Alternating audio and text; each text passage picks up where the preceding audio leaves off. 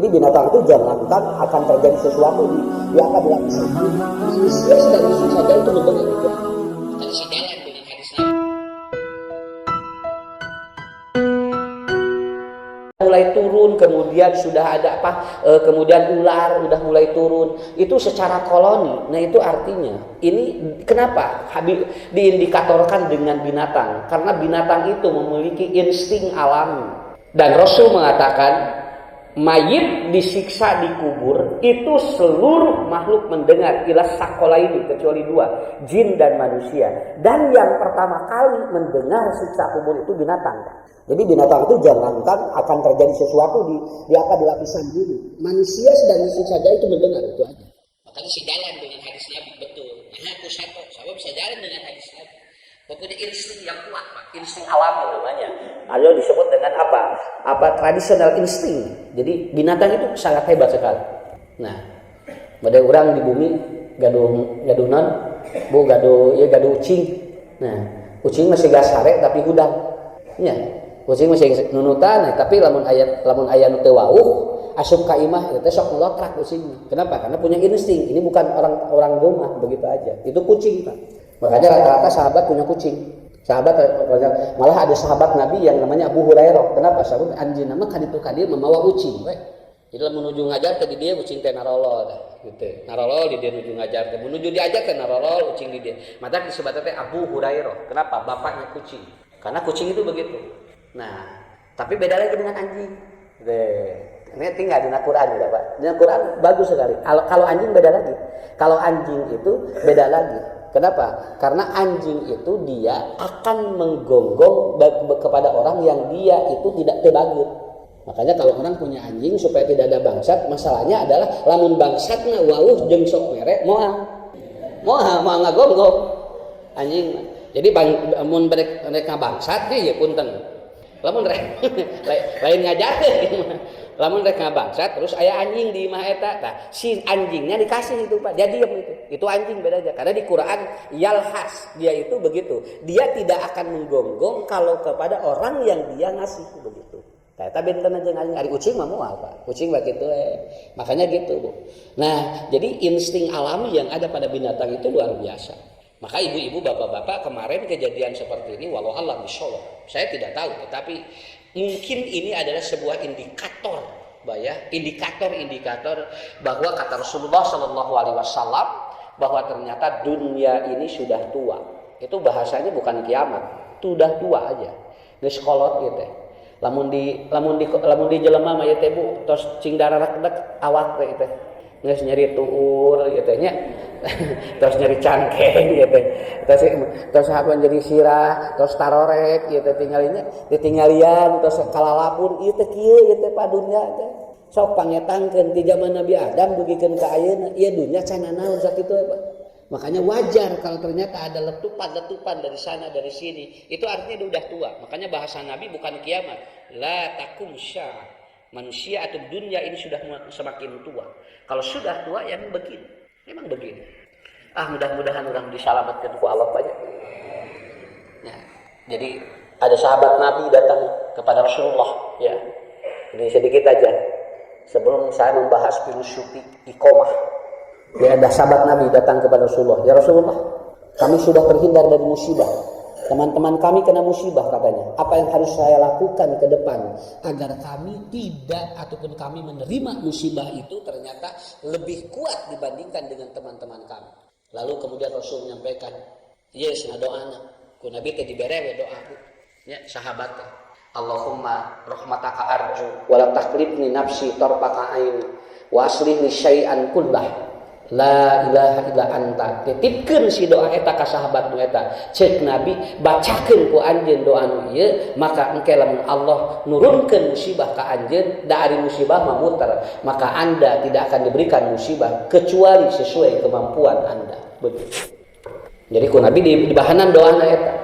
Allahumma rahmataka arju. Ya, kemudian wala taqlibni nafsi tarfaka ain. Wa aslih li syai'an kullah la ilaha illa anta. Sahabat itu begitu dipasihan doa eta teh jo regreg we. Kenapa? Karena kita juga cemas sebetulnya, Pak. Urangnya dalam teu gaduh ilmuna ieu teh deg-degan ieu teh. Ngadenge kieu teh lalawor. Ayeuna cing palaletuk kieu geranya. Jebret di dia sok tinggal. Saat ini terjadi di Jawa Barat masalahnya. Kenapa? Karena di antara atau provinsi yang juga rentan secara atau geologis adalah apa? Geografi adalah Jawa Barat. Nah, gitu. Tak ibu-ibu orang daya kolot, usah disarian sana abdi aya di Bandung maksudna. Aya di Jawa Barat masih rarian abdi teh sana. Rek ngalih ka mana? Ka Garut, baru kana Garut lain Jawa Barat. Ya. Jadi kata kuncinya begitu. Jadi doana ieu Bu, Pak, doana ieu. Allahumma rahmataka arju wa la taqlibni nafsi tarfaka aini wa aslih li syai'an kullah la ilaha illa anta. Itu doa agar nanti Allah menurunkan musibah kepada kita pun itu kita sudah siap dan tidak akan lebih dari beban yang kita tidak sanggup. Itu aja. Jadi anu engke mun aya musibah teh anu sesuai jeung kemampuan urang.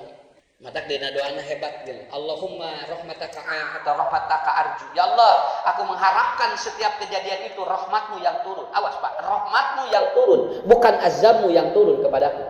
Ya. Sababna bisi adab nu turun teh. Nyuhunkeun ka Allah rahmatmu nu turun. Nyuhunkeun rahmat.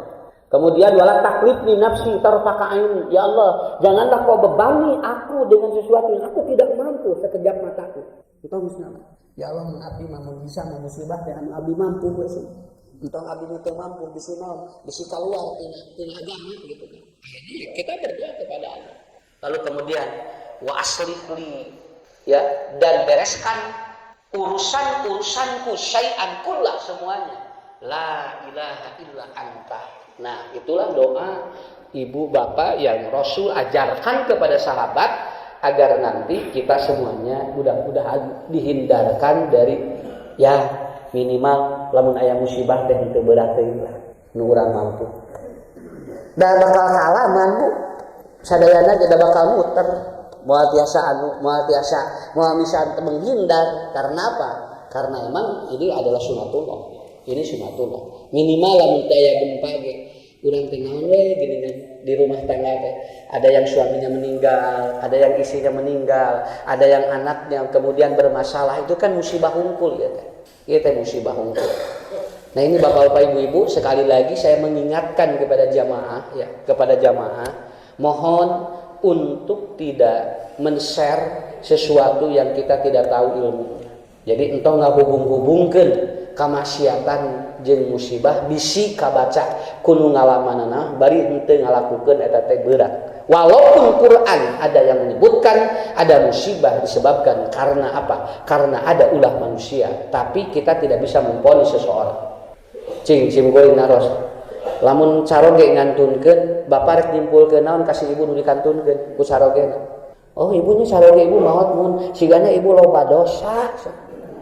Kan eta teh moal ngeunaheun atuh Pak. Ya, bapak lamun kitu kan ketika istri kita meninggal dunia, lalu kemudian ada orang, kenapa ya musibah kena ke bapak sigana bapak teh ieu teh cenah LGBT jol gitu. Yang enggak bisa seperti itu ya. Ini enggak bisa seperti itu. Nah, ini hadirin yang dimuliakan Allah dan kita berharap ibu-ibu bapak-bapak ya karena emang ini Januari ataupun Desember masuk Januari ini emang disebutnya teh golden apa ini disebut dengan waktu-waktu di mana injury time. Tangketos Januari mulai Pak, Bu, rada ieu deui eta teh. Kitu da siklus Indonesia mah kitu. Siklus Indonesia mah kitu. Kedah apal we November, Desember, Januari eta teh. Nah, usah siga anu merediksi henteu karena emang geografisnya begitu di Indonesia. Benten jeung Eropa, da Eropa mah aya musim bunga, aya musim ieu, musim urang. Kan urang mah ngan dua, lamun teu halodo hujan sakitu we. Nah, musim-musim inilah yang disebut dengan musim-musim apa? Rentan begitu. Makanya di bulan-bulan itu begitu. Nah, gitu.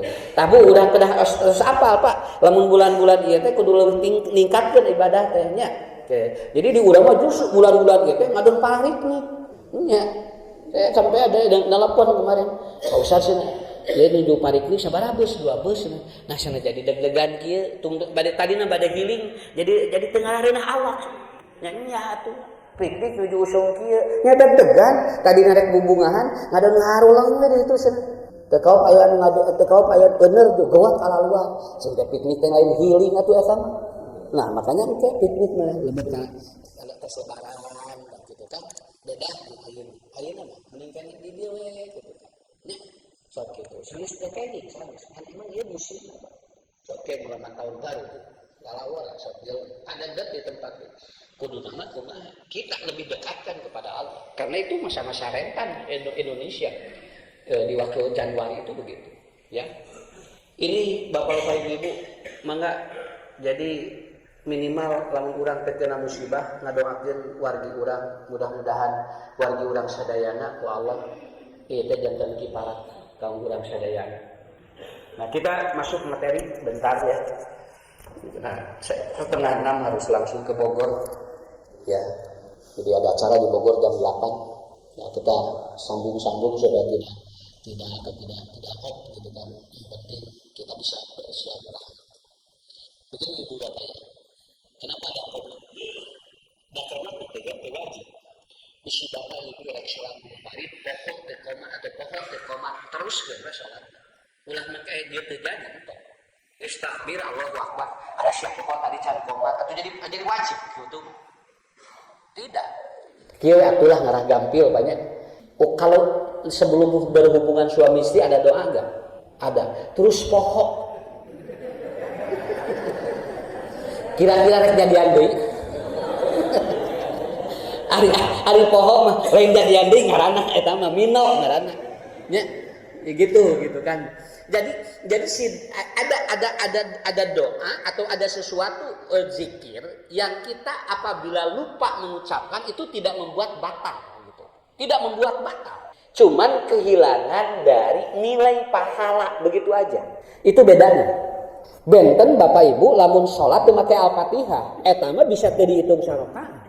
Kenapa? Karena hukumnya berbeda. Kalau Bapak Ibu sholat tidak pakai Al-Fatihah itu berbeda hukumnya. Tapi kalau kita mau sholat lalu tidak iqomat itu tidak ada urusan dengan batal dan tidak batal sholat kita. Nya modern tadi ibu bapak poho tengah doa heula memeh hubungan teh kuduna make doa heula bismillahi allahumma janibni syaiton wa janibi syaiton marojahtana. Begitu beres lah sia mama poho tadi tengah doa. Cek pamajikan kumaha tuh Pak dosa moal asa bisi dosa urang jadi handi wes. Ya. Nah, jadi pengulangan yang tadi itu berarti Anda menunjukkan bahwa doa itu jadi wajib. Awas Pak, jadi wajib. Karena apa? Karena zikir itu ada dua. Satu ada yang mansus, dua ada yang goer mansus. Mansus itu artinya cek Nabi kudu dibaca. Lamun ieu mah bisi pokok maca teruskeun we. Tah eta bentukna. Itu yang disebut mansus. Oke lah Pak, gampil ya. Belum masuk ke waktu atau ke praktek sholat. Bapak Ibu dalam sholat dalam sujud berdoa begini. Subhanakallahumma rabbana wa bihamdika Allahumma ighfirli. Itu mansus namanya. Enggak boleh diganti dengan yang lain kecuali subhana rabbiyal a'la. Ya, itu dalam sujud. Setelah itu ada yang dibolehkan apa? Contoh Ibu ngadoake Bapak. Subhanakallahumma rabbana wa bihamdika Allahumma ighfirli. Ya Allah, mudah-mudahan hampura dosa abdi. Ya Allah ampuni keluarga saya. Ya Allah berkahkan rezeki saya. Nah itu namanya goer mansus. Boleh karena sudah berdoa dengan yang tadi. Begitu aja. Yang tidak boleh, yang subhana rabbiyal a'la dan subhanakallahumma rabbana wa bihamdika Allahumma ighfirli diganti dengan bahasa kita. Itu enggak boleh. Naon margina da mansus eta mah wayahna kudu apal we eta mah. Da sabab naon teu meunang diganti. Makanya dulu pernah ada Al-Fatihah aya salat bacaan salat diganti ku bahasa Indonesia kan dilarang oleh Majelis Ulama Indonesia. Nya naon cenah diganti Al-Fatihahna ku bahasa Indonesia ngarah ieu cenah ngarah ka harti kudu kabehanana jeung suratna kumaha maca surat Ali Imran. Nya aneh hari ini diganti nanti Al-Fatihah hungkul gitu kan, gedel yang lainnya tidak, seharusnya kan semuanya. Nah di sini ya perbedaannya, ada yang mansus, ada yang goer mansus. Itu Pak untuk memahami sebuah zikir, sebuah doa, ya. Nah pada saat kita sudah menyampaikan itu, coba punya komat itu tidak mempengaruhi sah dan tidaknya sholat, begitu aja. Tapi ketika sholat berjamaah, komat menjadi fardu kifayah. Sekali deh, komat jadi fardu kifayah. Kenapa? Karena jamaah perlu instruksi. Kapan kita akan melaksanakan sholat itu? Tetapi ketika munfarid tidak menjadi fardu ain. Kahartos tuh Bu, Pak, sakitu dia. Ketika berjamaah, qomat itu jadi fardu kifayah. Artinya orang yang mau sholat perlu instruksi. Tapi ketika kita ataupun munfarid, qomat tidak menjadi fardu ain. Apa fardu ain itu? Yang wajib disampaikan sebelum kita sholat. Tidak. Begitu kita sholat tanpa qomat, sah sholatnya. Cuman orang ini kehilangan pahala. Begitu aja. Kehilangan pahala. Hiji deui, ngarah tampil. Da kudu loba contoh ngaji mah. Amun geus dicontohan teu kahartikeun berarti lain salah ustaz. Ya, geus dicontohan teh keukeun teu kaharti, berarti nu beulak saha? Begini Bu, ya. Nih, kita minum dengan tangan kanan pakai atau dengan tangan kanan pakai bismillah. Awas ini, pakai bismillah. Awas. Kalau kita minum lupa bismillah, itu sebetulnya tidak berdosa. Cuman kehilangan pahala dari ucapan itu, begitu. Tapi kalau kita minum dengan tangan kiri, beda hukumnya. Tak eta, tak dosa. Itu sakit ente. Tapi kalau orang minum tidak ataupun lupa bismillah tidak berdosa. Tapi kalau kita minum dengan tangan kiri itu urusannya bukan seperti tadi, bukan pahala dan tidak pahala, ada sesuatu yang dilarang oleh Nabi. Nah, itulah bedanya. Makanya ketika ibu bapak minum dengan tangan kanan lalu mengucapkan bismillah itu sudah double. Kenapa? Satu, kita pakai bismillah dapat pahala. Dua, dengan tangan kanannya itu mengikuti anjuran Rasul. Nah itu bedanya. Ayeuna urang balikeun Pak, cobi Bu, urang balikeun. Ku pananan kenca make bismillah cing kumaha. Begini makannya Bu, tapi make bismillah cing kumaha.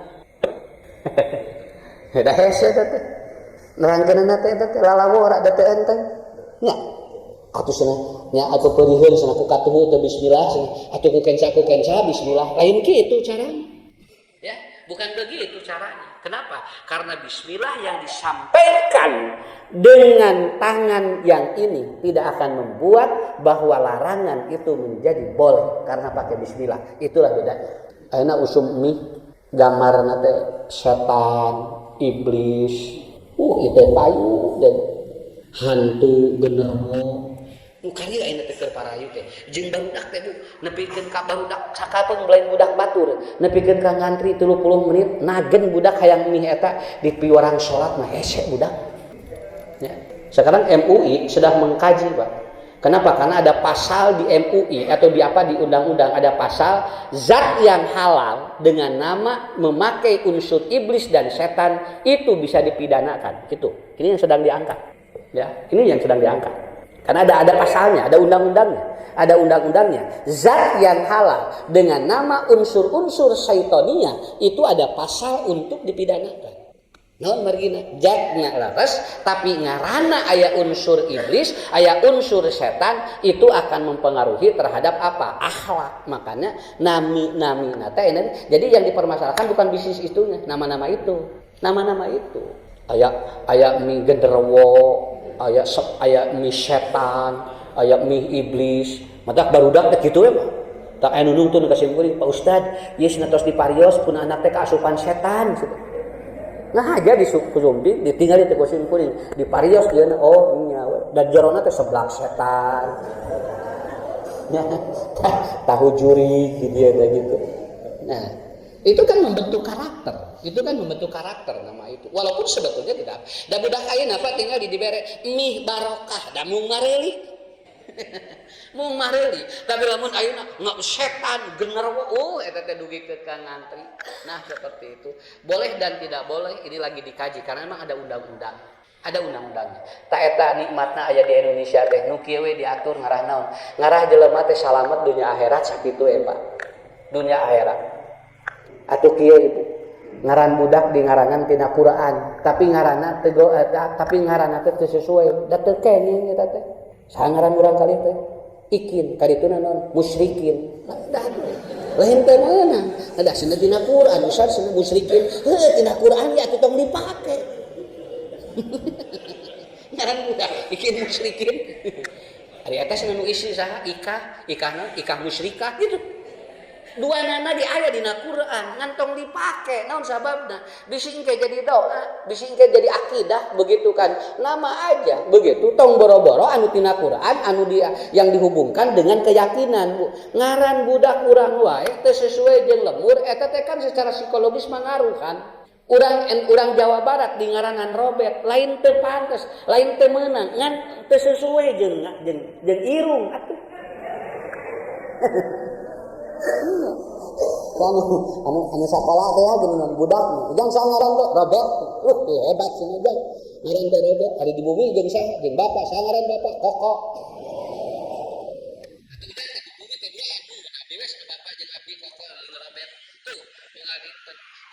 jadi artinya bukan tidak boleh nanti urang mah ngaran Robert tidak sesuai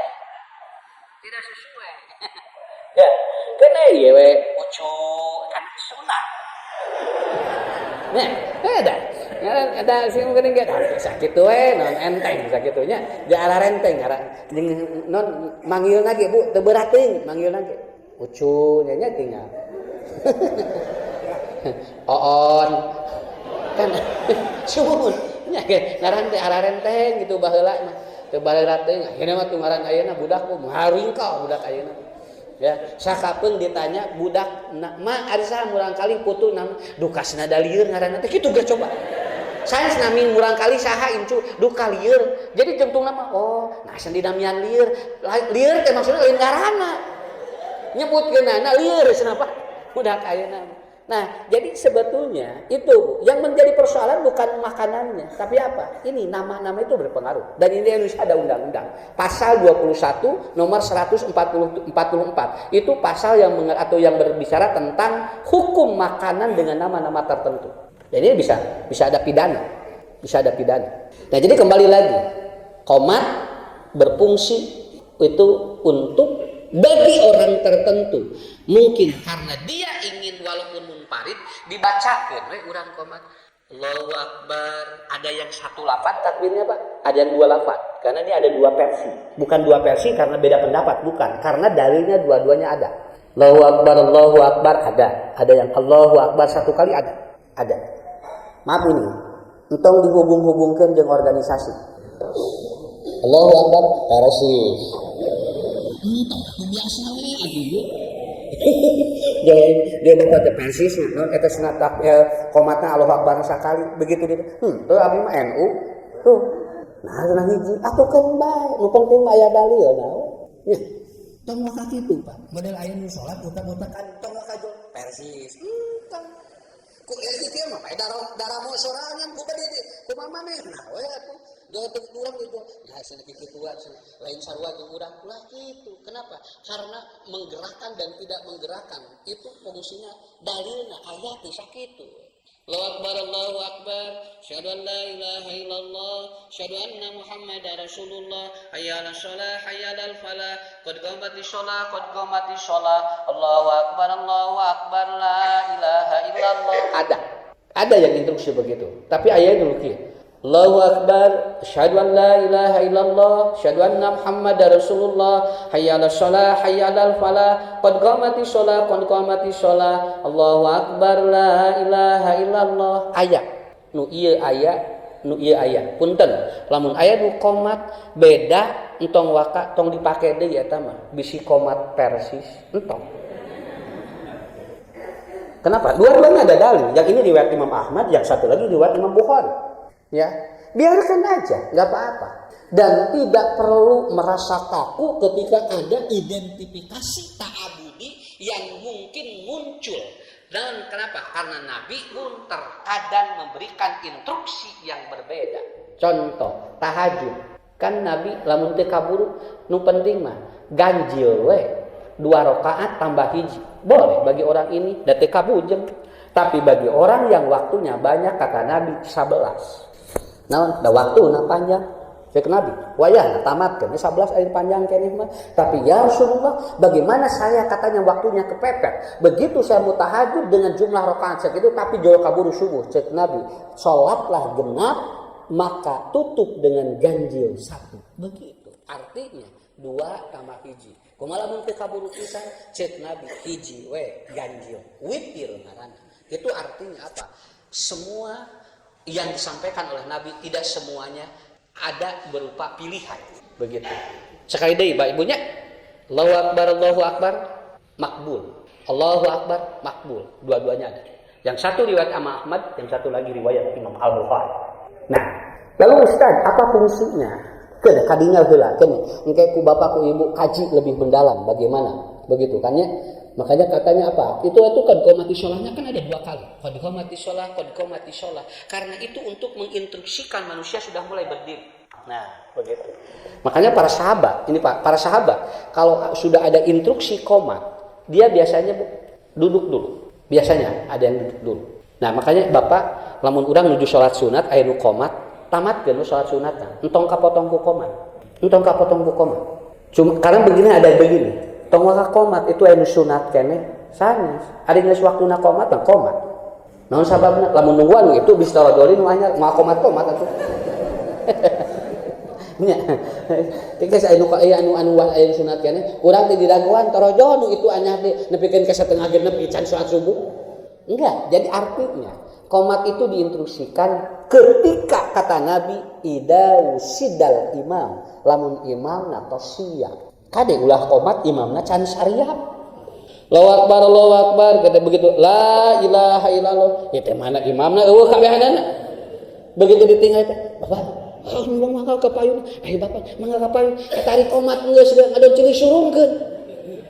Ya, entong kitu. Qomat itu sudah siap mana kata Nabi, idza usidal imam. Imamnya sudah siap. Begitu.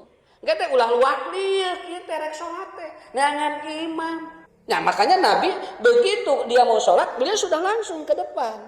Kenapa? Supaya nanti instruksi ini sudah sesuai. Sabab imamnya nges aya.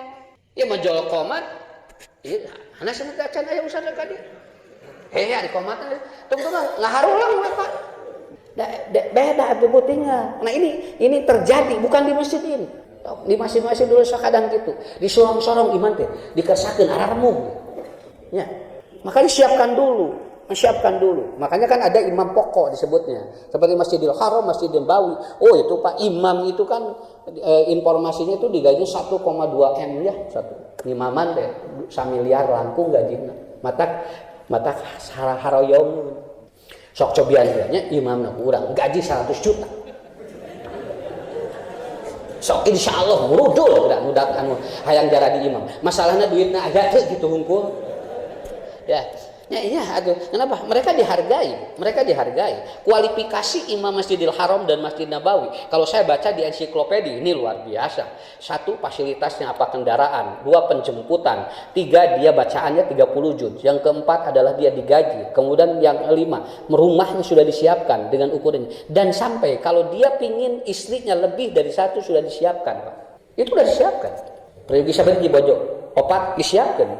Sogra euna urang kitu. Ibu-ibu jual haroream itu sholat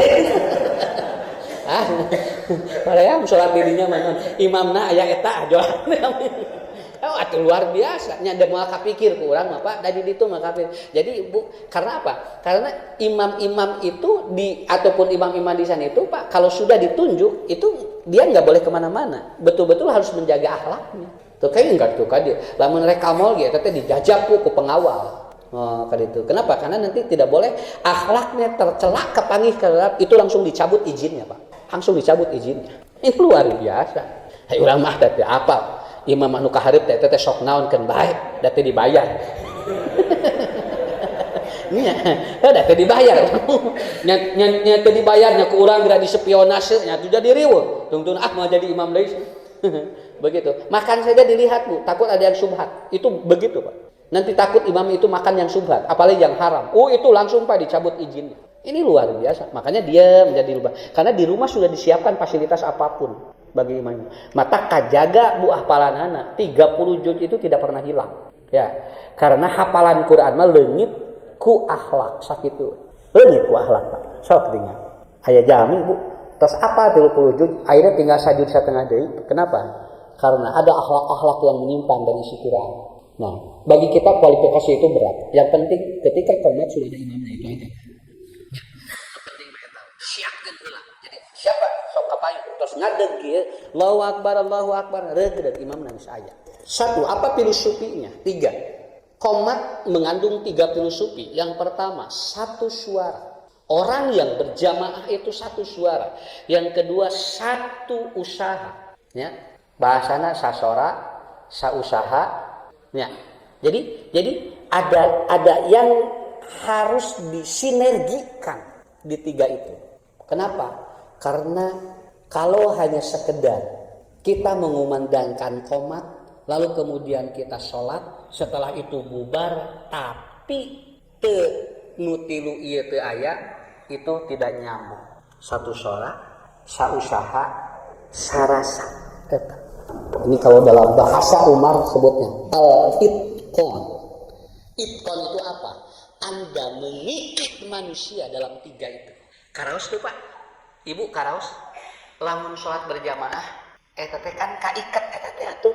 Wayahna imam teu ngeunaheun ge kudu diaminan. Itu teu ngeunaheun imam teh. Waladolina teh teu ngeunaheun kurang, mah diaminan sih aming teu ngeunaheun kieu. Wayahna we teu ngeunaheun diaminan. So, modal ibu di imaman ku salaki nya ya kerengan mah kodep. Lamun imam akan lamun salaki waladolin ibu teh ngaminan teh amin. Ulah kitu. Nah sing teh begitu beres kan. Ari mah mana suntak-suntak tadi keur pasea atuh cenah. Keur pasea ge walahana keur salat mah ulahna kenapa? Kan harus satu rasa dia itu. Harus satu rasa. Punten Pak, sakapeung. Makanya ada sahabat Nabi bertanya, "Ya Rasulullah, bagaimana saya diimami oleh orang-orang al-juhala?" Juhala teh orang bodoh tapi dia banyak dosa. Kata Nabi, sah salatnya. Sah salatnya. Cuman kalau mengganggu psikologis Anda, lebih baik Anda tidak ikut berjamaah dengan dirinya. Begitu. Kan orang sakapeung aya gitu di imaman teh kudu teu ngeun hate. Engku eta deui sokorean. Nya lila, nya kenor, nya rebek. Wajar we, dan manusiawi nu kitu mah. Kan bae kapkom teu nu tarawih kan ulah sok sakapeung. Bonya ngimang tingali jadwal pan teh. Mun tarawih sok ditinggali jadwalna. Usaha ieu, oh ieu, ieu mah sok lila, sok korean. Kan urang teh sok kitu eta teh. Wajar ya manusiawi begitu. Kata Nabi, "Ya Rasulullah, bagaimana kalau saya diimami oleh orang-orang yang al-juhala?" Dia banyak dosa dan dia kemudian apa? Dia tidak bagus bacaan-bacaannya. Cek Nabi, sholatnya sah. Tapi kalau Anda tidak atau tidak nyaman, maka Anda boleh munfarid. Sakit ya tete. Tapi lamun ibu bapak siap dengan kondisi seperti itu, paksakeun we. Wayahna kudu tamat. Entong ngangulutruk keur salat teh. Ieu deui cenah. Lain cing khusyuk salat teh. Ngadon mikiran imam, coba gerapa aya jamaah keur salat teh mikiran kopeah geus coba. Eta sebenarnya imam teh kopeana jeung warna nu kitu atuh cenah. Nah, itu. Makanya Bapak-bapak Ibu-ibu, ini kata kuncinya. 1, 3 yang diitqon kata Umar. Ketika orang itu qomat itu akan diikat 3 poin. Nah, jadi ternyata sugan teh teu aya hikmah nah qomat teh aya. Saur Umar, qomat berfungsi untuk mengikat 3 hal. Satu suara.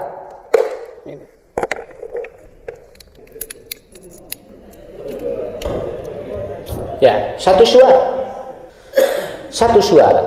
Makanya Bapak Ibu ketika imam nanti zahar maka kita diam. Kenapa? Karena satu suara kan. Saya tidak berbicara masalah hukumnya dulu, tidak berbicara masalah dalilnya.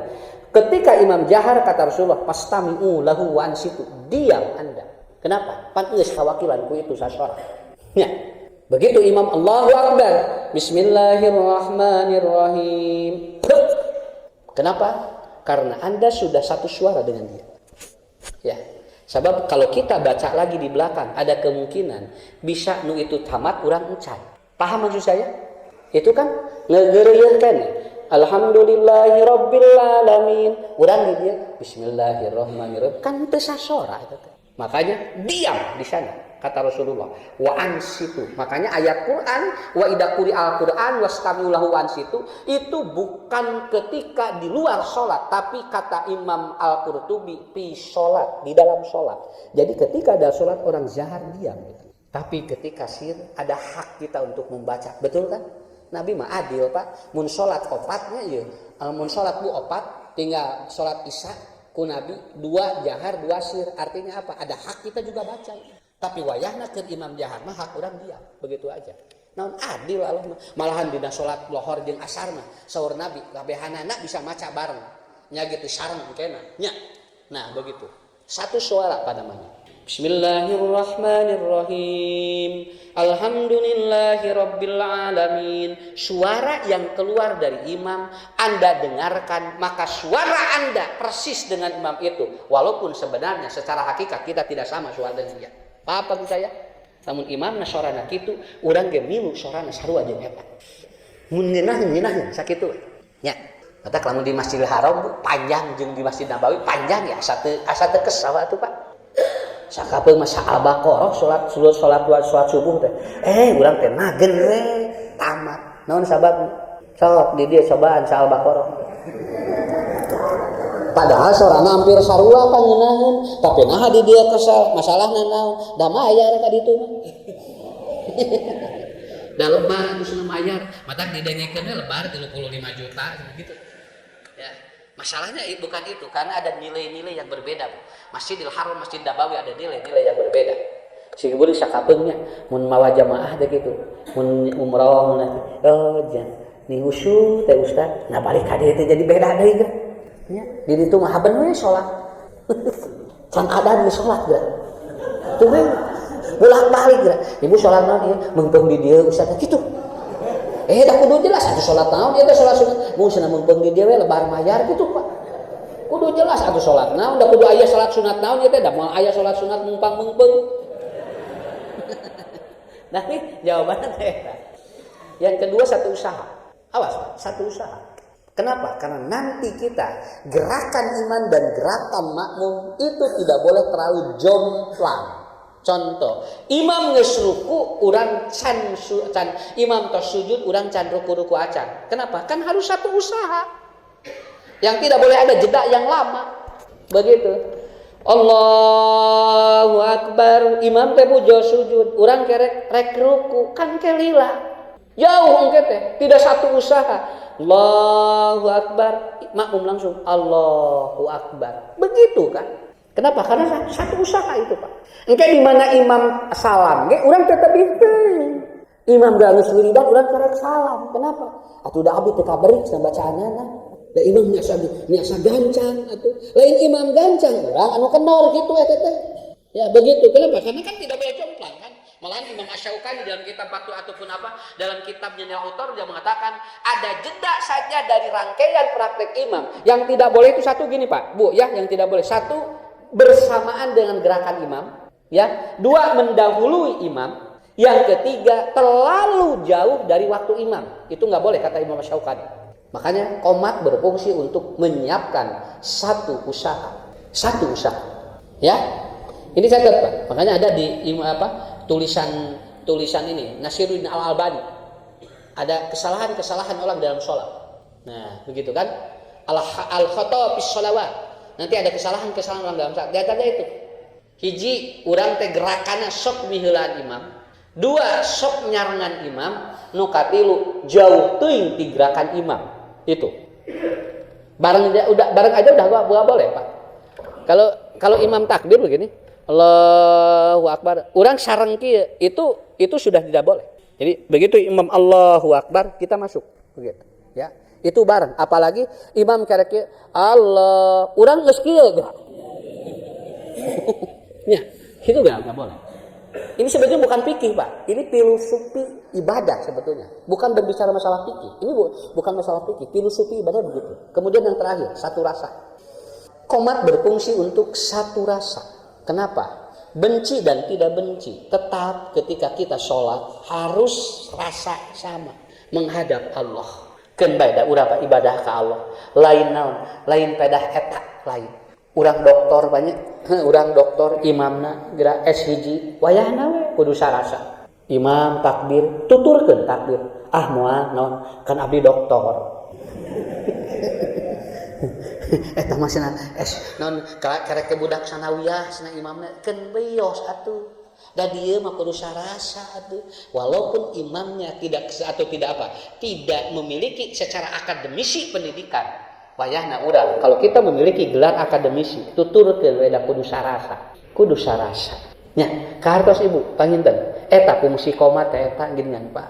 Ngajarkeun ka urang, matak begitu urang salat teh nikmat. Jadi weh engke pahalana 27 derajat.